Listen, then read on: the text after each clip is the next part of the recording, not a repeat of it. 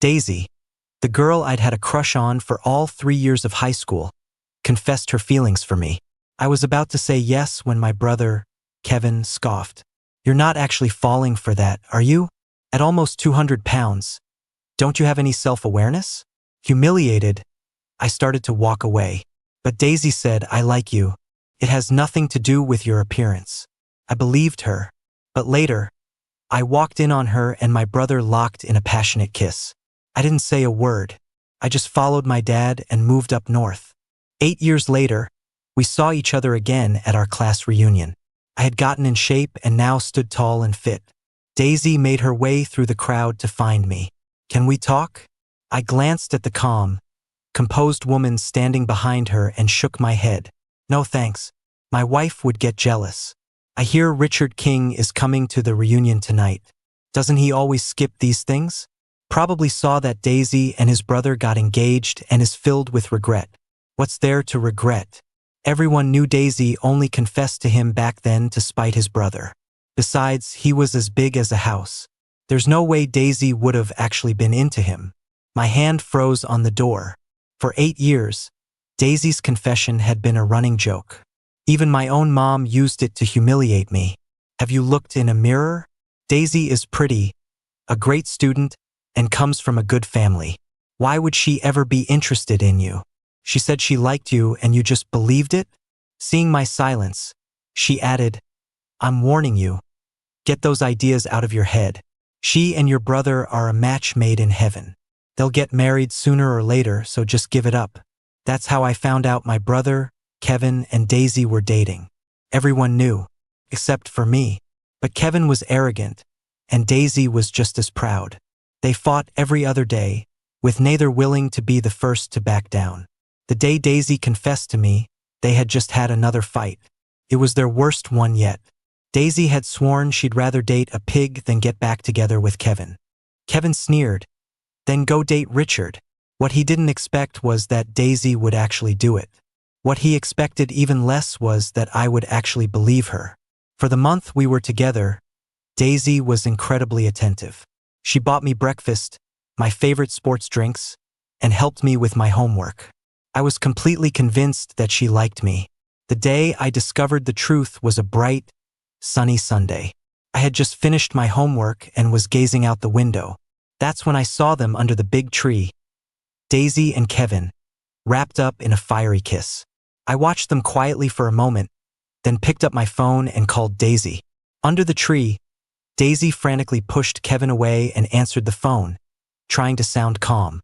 "What's up?" "Daisy," I said, "we're breaking up." When my mom found out I was moving up north with my dad, I was in the middle of packing. She stormed in and threw my neatly packed luggage all over the floor. She screamed at me like a madwoman, calling me an ungrateful brat. "I raised you all this time, and you're just going to leave? Why didn't you go with him when we got divorced?" Kevin chimed in, fanning the flames. "Mom, I told you, he's always had his own agenda." My mom cut him off before he could finish. What kind of agenda could he possibly have? Does he think he can have the good life he has now by following that loser of a father? When my parents divorced, my mother insisted on keeping both kids. But she only had eyes for Kevin. The best food always went to him first. The cool, limited edition sneakers were his to pick from. Only at mealtimes, after they had eaten their fill, would she push the leftovers in front of me. She made me finish everything so nothing would go to waste. Over time, I got fatter and fatter, and she grew more and more disgusted with me. How can two kids from the same parents look so different? "I never should have had you. You're just an embarrassment." My mom had always favored Kevin. He was handsome, got good grades, and most importantly, he was a smooth talker. I was just a quiet, boring bookworm, and because I was overweight, no one wanted to be my friend. Daisy was the first classmate who ever approached me on her own. I once thought she would be my salvation, but in the end, she left me waiting in a downpour. She had asked me to meet her on the field after school.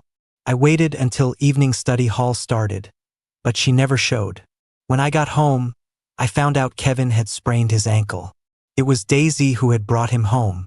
When I walked in, she was carefully applying medicine to his ankle. She was so focused she didn't even notice me approach. Kevin saw me and put on an innocent act. Daisy just felt sorry for me because I got hurt. You don't mind, do you? I didn't say anything. His eyes welled up. I'm sorry. Next time I get hurt, I won't bother Daisy. My mom came out of her room and saw Kevin's teary eyes. Without asking a single question, she dragged me into my room and let loose a torrent of abuse. If you weren't clinging to Daisy all day, your brother wouldn't have fallen on his way home alone. Look closely at Daisy. She only has eyes for your brother. Did you really think she liked you? She was just messing with you. From now on, you are not to see Daisy anymore. Do you hear me? I stared at her, stunned. But Daisy was the one who confessed to me. They're a young couple having a fight. You actually believed that? She looked me up and down with disgust. Look at you, then look at your brother. Even a blind person wouldn't choose you. I don't remember how I got out of that room. I only remember that as soon as I stepped out, I saw my dad, out of breath from rushing over. In that instant, tears streamed down my face uncontrollably. When my dad figured out what had happened, his face turned livid with rage, and he started yelling. Ignoring my mom's protests, he took me and walked out without a second glance. We were gone for 8 years. A while ago, they called to say that Daisy and Kevin were getting married. It was Kevin who made the call. Richard, you and Dad should come back for my wedding. It wouldn't be complete without you. I was silent for a long time before I said, Okay, are you here for the class reunion too? Why aren't you going in? A voice beside me pulled me from my thoughts. I nodded. He pushed the door open and started walking in, saying, I don't recognize you. What's your name? Richard King, I said. Richard King? What? He stopped abruptly and spun around in shock. You're saying you're Richard King? His voice was so loud that everyone in the private room turned to look. Some looked stunned. Some looked confused. Others were just curious. Under their gazes, I casually greeted everyone. Finally, someone reacted, eagerly pulling me over to a seat. Richard, it's me, Ben, your old deskmate. Do you remember? After I nodded, he looked me over, marveling. How did you get so handsome? Look at that face, he looks like a celebrity. And that body, you could be a model. You have to share your workout secrets. Before he could finish, another guy cut him off. Ben, are you stupid? He didn't look like this before. He obviously had some high-tech help. Richard, don't tell me you got plastic surgery? It must have cost a fortune to look like that, right? I replied with a faint smile. Thank you for the compliment. He frowned. When did I compliment you? You said I was handsome and you said I was rich. The room fell silent again. After a brief pause, another guy tried to ease the tension. But just as he started to speak, the door to the room was pushed open. Daisy and Kevin walked in, one after the other. After 8 years, Daisy had shed her youthful awkwardness and now appeared poised and beautiful. Kevin was as flamboyant as ever, immediately mingling with the crowd. Suddenly, someone brought me up. Hey Kevin, your little brother is here today. Kevin didn't register it at first. Which little brother? Richard. It dawned on him. He glanced around the room dismissively. He said he might come, but I figured he wouldn't show. He's here, the classmate said, pointing at me. That's him. At his words, both Kevin and Daisy looked over at the same time. The lighting was too dim for me to see their expressions clearly. I only saw them both freeze. 1 second, 5 seconds, 10 seconds. A full 30 seconds passed before Kevin finally reacted, quickly getting up and walking over to me. Richard, I gave a soft Kevin smiled, his voice dripping with passive aggression. I was wondering why you wouldn't come back all these years. Turns out you were hiding away getting work done. But I have to say, now you look more like my brother. Someone nearby snickered. I bet he used your face as the template. Even when I was overweight, I had a slight resemblance to Kevin. Now that I was slim, the likeness was stronger. So after that comment, everyone was looking at me in a peculiar way. Ben suddenly piped up, Are you all blind? Richard is obviously way more handsome. You know, jealousy is not a good look on anyone. Kevin flushed with anger. What's that supposed to mean? Why would I be jealous of him? Because he's better looking than you now that he's fit. You. Kevin seemed to think of something and quickly composed himself. I haven't chosen a best man yet. Richard, why don't you do it? Sorry, I said regretfully. I'm married. Kevin frowned. How come I never heard you got married? We just got our license today. Haven't had a chance to announce it yet. Ben's eyes lit up. For real? How come your wife didn't come tonight? Just as I was about to speak, the same guy who had been mocking me chimed in again. He says that and you just believe him? He's gone through all that surgery, what's not to understand? Someone asked, understand what? He knows Daisy is in love with Kevin. So he got plastic surgery to look just like him. Isn't it obvious he's trying to win her back? I gave him a long, hard look. I really am married. The marriage certificate is in my bag. See? Look at that. He even got a fake certificate made. Could his intentions be any clearer? Everyone had a different expression on their face. I didn't feel the need to prove myself. I stood up and headed for the restroom. You guys carry on.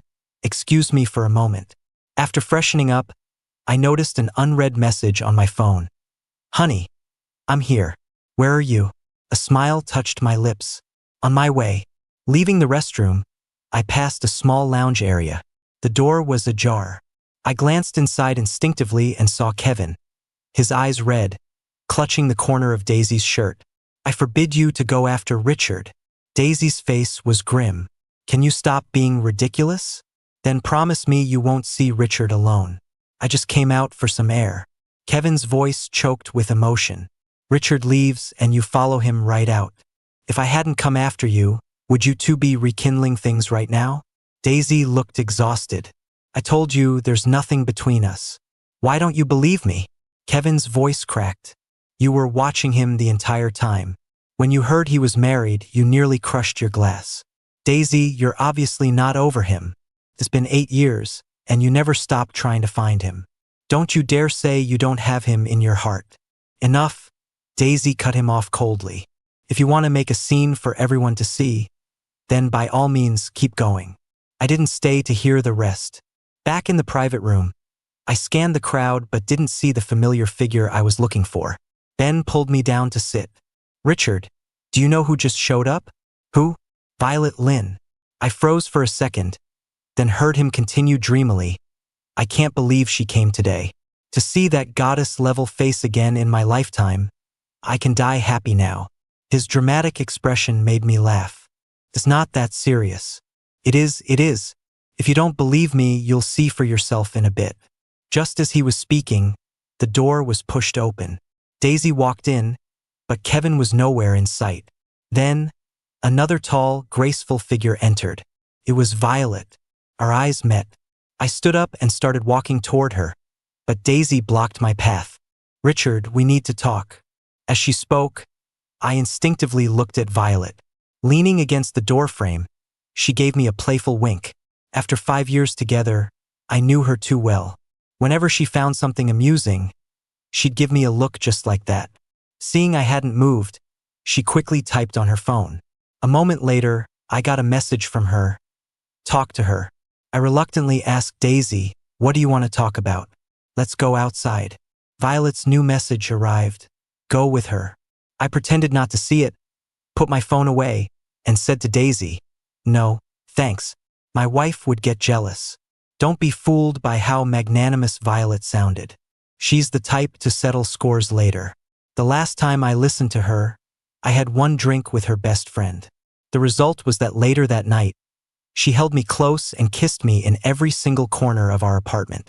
The memory still makes my heart tremble. Just as I was about to walk toward Violet, my wrist was suddenly grabbed. A strong force pulled me out of the room and into the stairwell. I winced in pain and shook off the hand. Daisy, are you insane? Sorry, I just wanted to talk to you alone. Her mouth said sorry, but I didn't feel an ounce of apology. There's nothing for us to talk about, I said, my tone sharp. Daisy's lips thinned. I wanted to ask how you've been all these years. I've been great. All these years, I've been asking people to find you, but no one could get in touch. Where did you go? I fell silent. When I left back then, I deleted Daisy's contact information, but I kept everyone else's.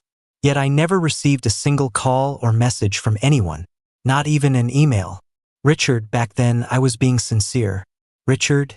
Ben peeked his head through the door, grinning. We're heading to the next spot. You coming? I immediately turned.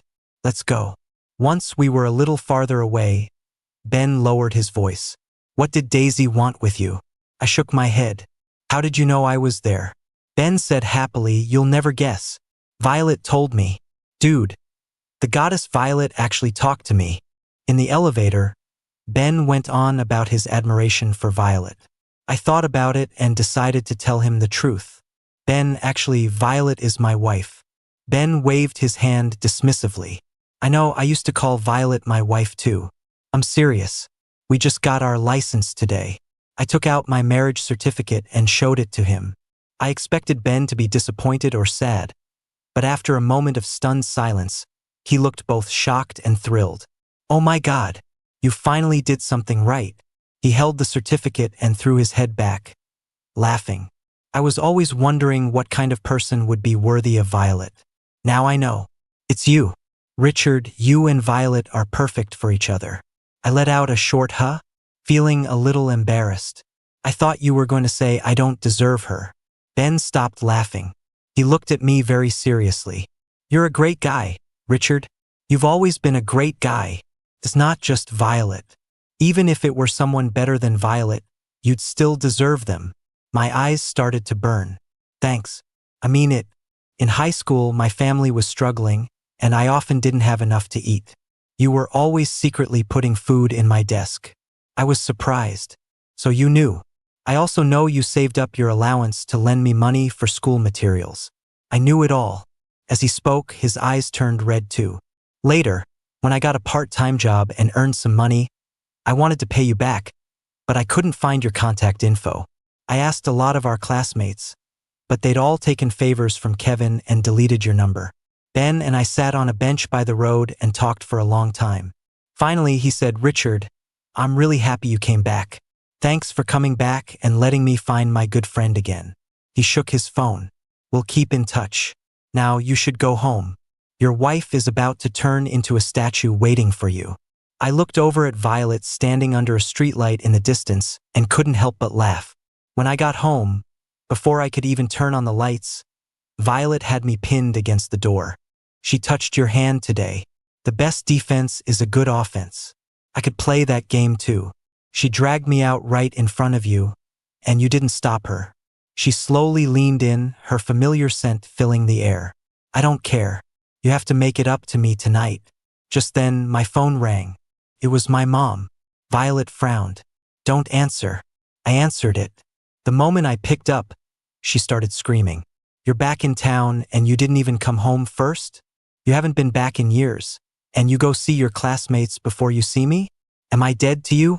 And another thing, you got plastic surgery? Are you still fantasizing about Daisy? I'm telling you, she's about to be your sister-in-law. You dare make a move on her and see what happens. She went on and on, every word an accusation. I held the phone away from my ear. When I couldn't hear her voice anymore, I brought it back. Richard, you get back here right now. Immediately, after hanging up, I looked at Violet. She brushed the hair from my forehead. Go on. I'll go with you. I shook my head. She's furious right now. Maybe next time. She didn't insist, only saying, call me if anything happens. If it gets too overwhelming, we just won't go back in the future. When I arrived at the house, the atmosphere was cheerful and festive. Kevin was showing my mom a picture of a little boy on his phone, saying softly, I recently became a godfather to this little guy, Max. Mom, look, isn't he adorable? I'm planning to talk to Daisy about us adopting him together. My mom smiled dotingly. Yes, that's wonderful. She's going to marry you eventually anyway. You two just need to live a happy life together. Just as they were happily chatting, I walked in. Kevin saw me and waved enthusiastically. My mom looked over, and her brow immediately furrowed. She snapped, you really went and got plastic surgery? Look at you. You could have gotten anything done, but you had to make yourself look just like your brother. Kevin interrupted her. Mom, Richard just got back after so long. Why bring up unpleasant things? He came over and draped an arm chummily over my shoulder. Richard, I have great news. You're going to be an uncle. I gave a faint and sidestepped his arm to greet my mother. She gave me a cold once-over and said irritably, well, you're at least easier on the eyes now. I was about to breathe a sigh of relief when she continued. Mrs. Wong from downstairs has a daughter who just got divorced. You two should meet up and settle on a wedding date. Couldn't believe it. Mom, Mrs. Wong's daughter is 5 years older than me and has a kid. You want me to marry her? She had always looked down on Mrs. Wong's family. Even when I was at my heaviest, she thought Mrs. Wong's daughter wasn't good enough for her son. Her family owns 2 beauty salons. Business is booming. Once you marry her, your life might not be as good as your brother's, but it won't be far off.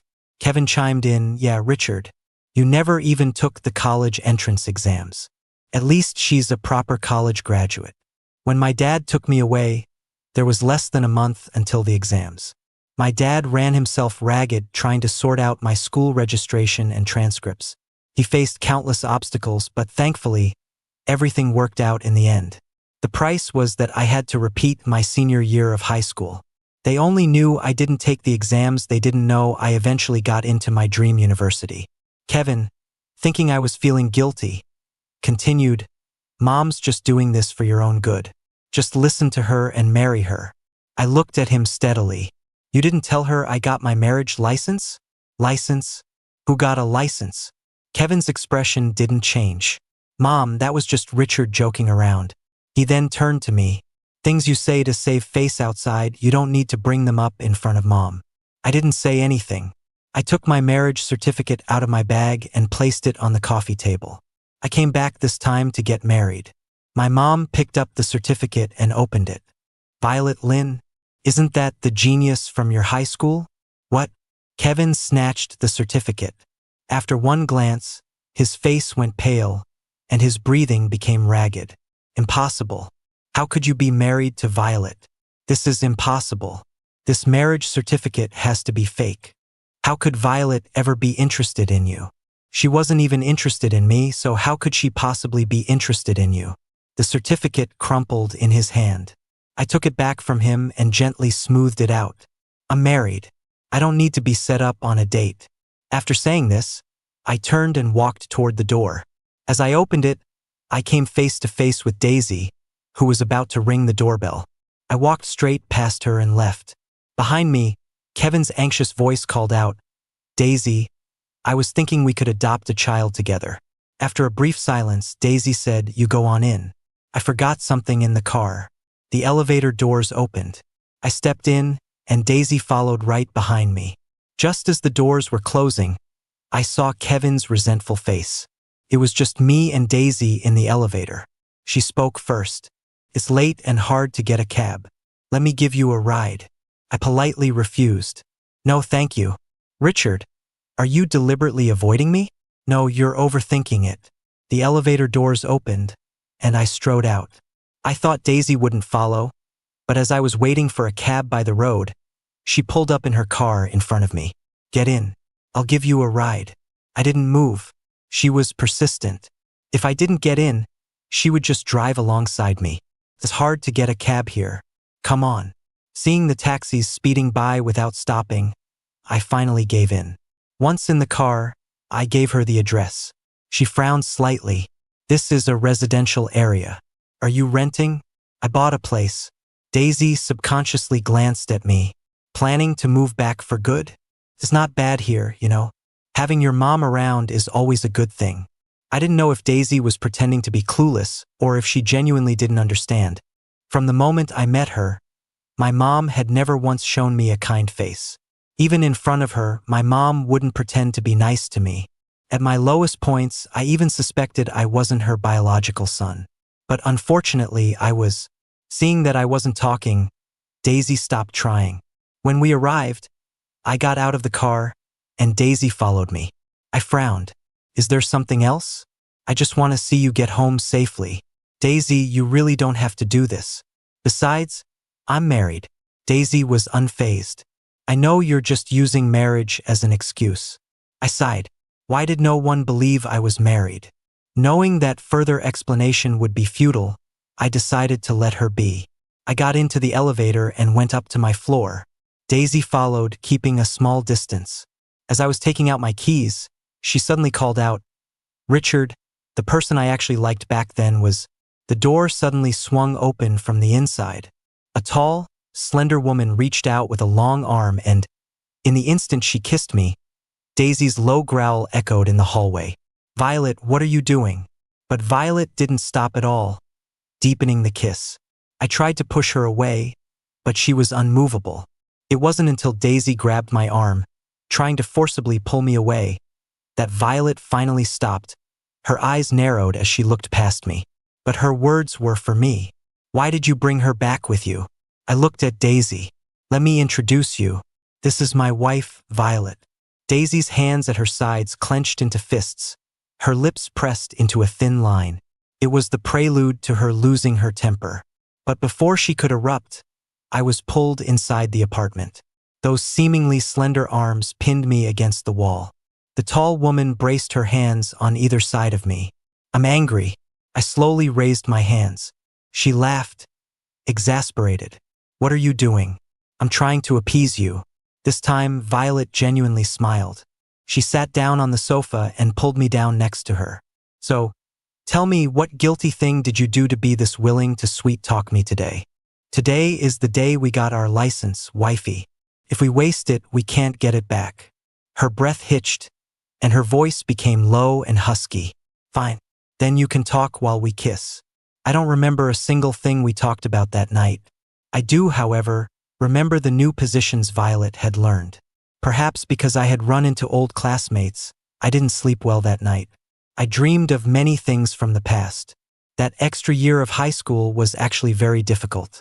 The cultural differences between the North and South, combined with the stress, led to both physical and psychological issues. My dad had just started at a new job and was busy from morning till night. At my worst, I retreated into the internet, writing long, emotional posts. That's when Violet appeared.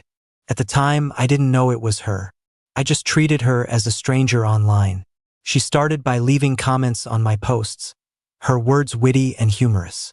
At first, I only read her comments and never replied. Gradually, I started picking fights with her in the comments, mostly to vent my emotions, and my replies were filled with profanity. She never got angry. The next time, she'd be back with another comment. We continued like this until college started. One day, I was jogging on the track when I suddenly heard someone call out my screen name. I turned around instinctively and saw Violet walking toward me from a short distance away. It was only then that I realized I had been talking to her for the past year. Violet was a classmate from my high school, beautiful, brilliant, and always at the top of our class. In high school, I was so insecure that I never dared to look at her directly. But even after talking for so long, I still didn't have the courage to face her. So that day I ran. How did we get together after that? I think it was because she started asking me to go for night runs. In truth, my weight had already started to drop during that repeated year of high school. At 6 feet 1 inch, I was down to 175 pounds. To continue losing weight, I went running every day in college. Violet and I would meet on the track every day. She would take the initiative to teach me about healthy weight loss and fat reduction, and we would chat about everything under the sun. Gradually, I found myself falling for her. By my sophomore year, I was down to 155 pounds with clear muscle definition. Violet was a junior and had started her own business, so she could only squeeze in 2 nights a week for running. The day I planned to confess to her, I put on new clothes and got a new haircut. But I ran into Kevin and Violet arguing in front of the girls' dormitory. I was standing far away and couldn't hear what they were saying. I only saw Violet say something cold to him, and then Kevin suddenly lost control and started shouting. As I got closer, I could finally hear what he was saying. He was yelling, "I won't give up, Violet. I will win you over." Violet replied coolly, "I already have someone I like. From freshman year until now, he's the only one I've ever liked." I don't remember how I got back to my dorm that day. In the days that followed, I stopped going for night runs. If I saw Violet on campus, I would deliberately avoid her. Until one day, She cornered me at the classroom door. Why are you avoiding me? I stammered, unable to find an excuse, and was about to flee when she grabbed me. Richard, don't avoid me. Why? People were coming and going at the classroom door. Violet looked at me very seriously and said, I like you, so please don't avoid me. Richard? When Violet woke me up, I was completely dazed. What's wrong? She cupped my face, looking as if she'd encountered a monumental problem. What were you dreaming about? Why are you crying? I touched my face. Sure enough, it was wet. I clutched the blanket tightly. I dreamed you left me. Violet was speechless. Why would I ever leave you? Go back to sleep. It's not morning yet. Sleep a little longer. I snuggled into her arms, wrapping my own around her slender waist, but sleep was gone. Violet, when did you start liking me? A long time ago. Let me think, probably at the freshman welcome party during that performance you watched. I froze. That was a very long time ago. Violet seemed to be recalling something, her eyes shining brightly. When I was dancing, I saw that you were the only one in the audience whose eyes were sparkling. It's a shame I never saw you again after that. But maybe that was for the best, so no one else would find out. Huh? I said. Find out what? But Violet wouldn't say any more. Still can't sleep? If you can't sleep, we could do something else. I was shocked and immediately closed my eyes, not making another sound. I was woken up by a phone call. The sun was already up, and Violet was gone. The call was from my mom. I hesitated for a moment but answered. Her loud voice boomed through the phone. Didn't your brother ask you to go with Daisy to try on wedding dresses? What time is it? Why aren't you there yet? I checked my phone. Kevin had indeed sent me a message. But I'm not going. Her voice instantly shot up an octave. What did you say? If you don't go, am I supposed to? You get over there right now. I rolled over. Not going. This is rebellion. If you don't go today, I'll disown you. She hung up angrily. In the past, she always used this tactic to force me to comply, and it always worked. She probably thought it would work on me this time too. But she was wrong. I lazed in bed for a while before getting up to wash. There was breakfast Violet had made for me in the microwave. I had just taken a couple of bites when the doorbell rang. I thought it was Violet coming back, but when I opened the door, I saw Daisy. I instinctively tried to close the door, but Daisy was quick and blocked it. I'll just say one thing and leave. I won't bother you for long. I was skeptical. What is it? Her face was grim. Violet's relationship with your brother isn't innocent. She then took out several photos. They were pictures of Violet and Kevin from their school days, talking in front of a dormitory building. The angle was chosen well, making them look very close. I handed the photos back to her. These pictures don't prove anything. I moved to close the door, but Daisy stopped me again. Richard, you trust her that much? I sighed. Do you know why I don't believe you? Because I was there the day they were talking, right across the way in front of the boys' dorm. Do you think I should believe you? Or should I believe my own eyes? How could that be? Why were you there too? As she stared at me in confusion, I said, because that's where I went to college. Violet and I went to the same university. Daisy looked as if she had been struck by lightning, unable to say a word for a long time. After a while, she found her voice again, as if talking to herself. So that's how it was. I wondered why I never ran into you at school. Her voice trailed off, but just as it was becoming inaudible, she suddenly raised her voice. You lied to me. You once said you'd go to the same university as me, but in the end, you went to the same one as Violet. No, wait, wasn't Violet supposed to go to Harvard or MIT? Why would she apply to a state law program? Impossible, absolutely impossible. I frowned. What are you talking about? She seemed to think of something, dropped the photos and ran. In her haste, another photo fell from her pocket. I picked it up and froze. It was a picture of me backstage after the freshman welcome party in high school. In the photo, although I was heavy, my smile was bright and my gaze was determined. But how did Daisy get this picture of me? That day, Violet didn't come back by the afternoon. My calls went unanswered, and my messages disappeared into a void. As night fell, I got a call from Kevin. His voice was frantic. "Richard, get to the hospital. Quick!" Violet and Daisy got into a fight. On the way there, I couldn't figure out why Violet and Daisy would be fighting. Even if it was a small scuffle, it couldn't be serious enough to land them in the hospital. However, when I saw Violet with her arm wrapped in a thick bandage, my anger flared. Did Daisy do this? Violet, looking like the world's biggest victim, said, "It was her. Sue her." Just as the words left my mouth, Daisy walked in. She looked disheveled, but she only had a few scrapes on the back of her hand. As soon as she entered, she glared at Violet. "What nonsense are you spouting now? It's just a scratch, and you're wrapping yourself up like a mummy." Violet replied weakly, "I'm not. Honey, you have to believe me." She started it. Hearing her say she was in pain, I immediately asked nervously, "Where does it hurt? I'll go get a doctor." "No need for a doctor. Just blow on it for me." I took her hand and gently blew on it. Behind me, Daisy roared, "Richard, don't let her fool you. She's a conniving little actress. My injuries are worse than hers."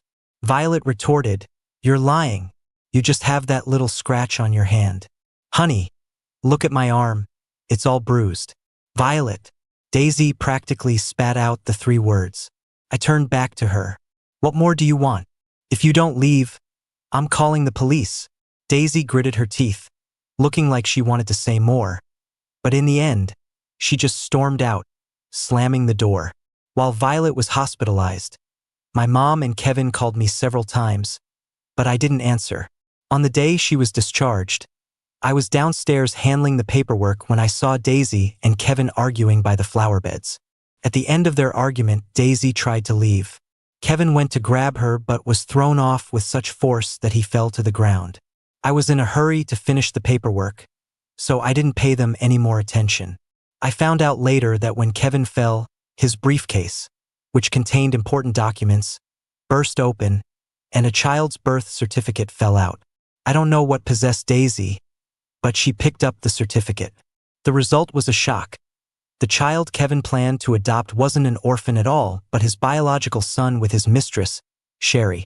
He had always known that Daisy couldn't have children due to a medical condition, so he planned to use the child to trap her. Daisy used this to break off the engagement with Kevin. By the time Ben told me all this, I was already back at my dad's place. When he heard that my mom had gone with Kevin to raise hell at Daisy's family home, he let out a long sigh. "Your mom has been a domineering person her whole life. I'm afraid this whole mess won't end well." My dad knew my mom all too well. To ensure Kevin married Daisy, she leaked the story to the media, using public opinion to pressure Daisy's family. In the end, Daisy's family couldn't withstand the pressure and agreed to the marriage. At that time, I was busy preparing for my wedding with Violet. It was early spring, but a snowstorm hit. Violet had left early in the morning. As I was holding a cup of hot water and watching the snow fall outside, I saw Daisy. I don't know how long she had been standing there, but her hair was covered in snowflakes. My dad came to my side and said, "Go on. Clear things up with her, so there's no misunderstanding with Violet." I put on a down jacket and went downstairs. As I got closer, I saw a pile of cigarette butts scattered at her feet. She was holding a newly lit cigarette between her fingers.